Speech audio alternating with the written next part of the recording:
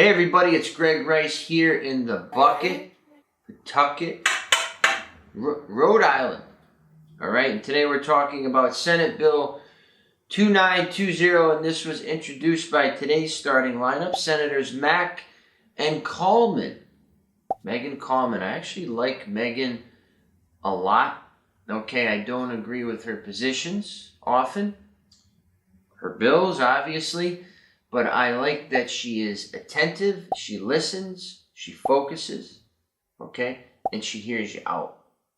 I love that. That's what this is all about, is sharing of perception, sharing of opinion respectfully, okay? So I love that.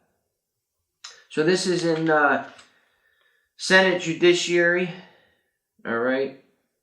And essentially just cause evictions, right? I'm going to summarize it before I read you the legal jargon here, is you can't terminate a tenancy just to terminate it. You can't say, oh, I want to renovate the unit. No, you can't do that. You need to have a valid reason to do so. And if you don't, you're going against the law. Okay? Now, I'm going to read you what the bill says. And at the end of these bills, it summarizes them. So it gives you kind of the cliff notes, and in this case, it's about 6 pages or so of very detailed legalese. So I love that I can take all this information for you and put it into bite-sized pieces that's palatable and digestible. I think a lot of these bills, they try to make them so confound, so that you're kind of like, I don't get it, I'll just go on Instagram, right? Just kind of like turn you off from it. So the back of this bill says, quote, this act would allow a landlord to remove a tenant from any housing accommodation or attempt such removal or exclusion from possession, notwithstanding that the tenant has no written lease or that the lease or other rental agreement has expired or otherwise terminated, except upon order of a court of competent jurisdiction entered in an appropriate judicial action or proceeding in which the petitioner or plaintiff has established one of the several grounds of just cause set forth for removal of eviction, unquote. That's one sentence. You know what that means? Right? And I love how they phrase it in the beginning. This act would allow, right? Like, it would allow the landlord to do such a thing, when really it's saying the landlord cannot do X, Y, and Z. So even the summary can be a little bit misleading, okay? So let's jump into some meats and bones. And as always, the bills start with the foundation in the beginning, which this one has some definitions that I'm not going to bore you with, okay? I want to get into the applicability, and they always will also start with exceptions to the rule. So foundation, right, problem, and then, oh wait, these people are excluded, and now meats and bones. So the applicability of just cause evictions excludes these 4 different categories. Number 1, owner-occupied premises with fewer than 4 units. So that might mean 3 units or less. But again, see, throwing fewer than 4. Is it 4 or is it 3? Is it less than 3? I don't know. It says fewer than 4 units. Second, premises that are sublet or otherwise where the subleaser seeks in good faith to recover possession for their own personal use. Third, premises in which the use or occupancy is solely incidental to employment and such employment is being lawfully terminated. Okay? And finally, premises otherwise subject to regulation of rents or evictions pursuant to state or federal law to the extent that such state or federal law requires good cause for termination or non-renewal of such tenancies. Okay? So those are the 4 different groups that are excluded from this enforcement. So now we're going to jump into the necessity. The reasons, or we'll say allowable causes for you to request a tenant leave the unit.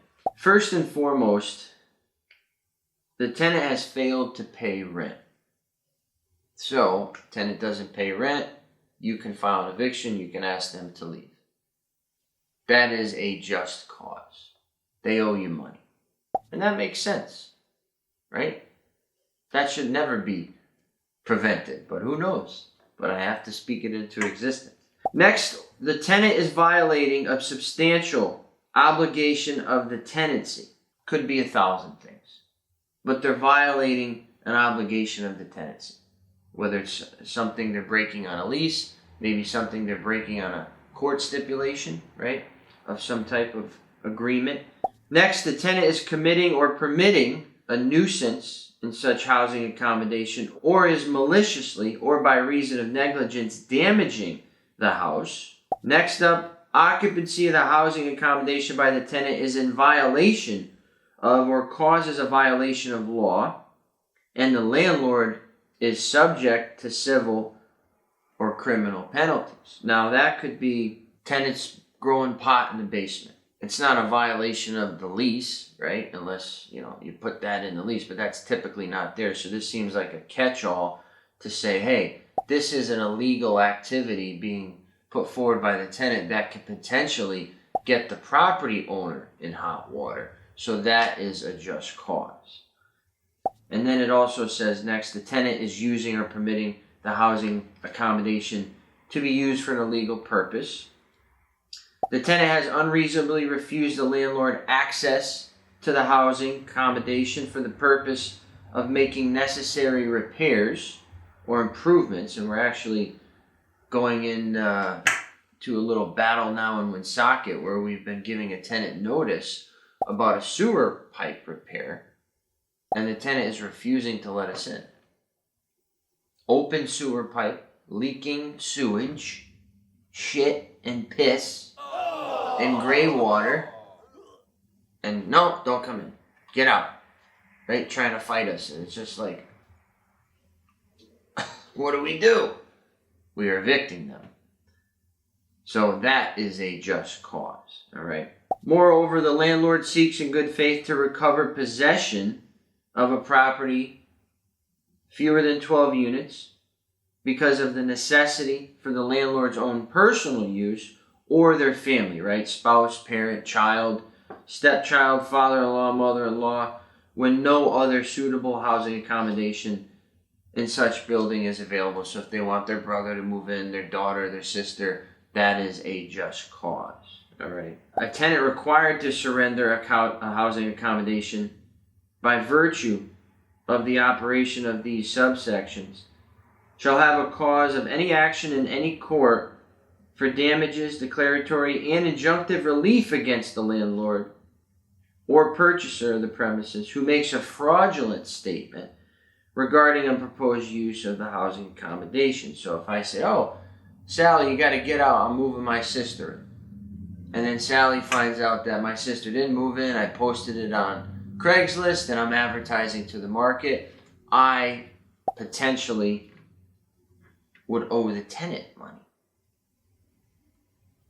for making them leave for reasons not allowed by this legislation. Nothing in this section shall abrogate, we'll put that up on the screen, definition, abrogate, or limit the tenant's right to permanently stay the issuance or execution of a warrant or eviction in a summary proceeding, whether characterized as a non-payment, objectionable tenancy, or holdover proceeding, the underlying basis of which is the non-payment of rent, as long as the tenant complies with the procedural requirements of this chapter. Meaning they don't have to follow an order.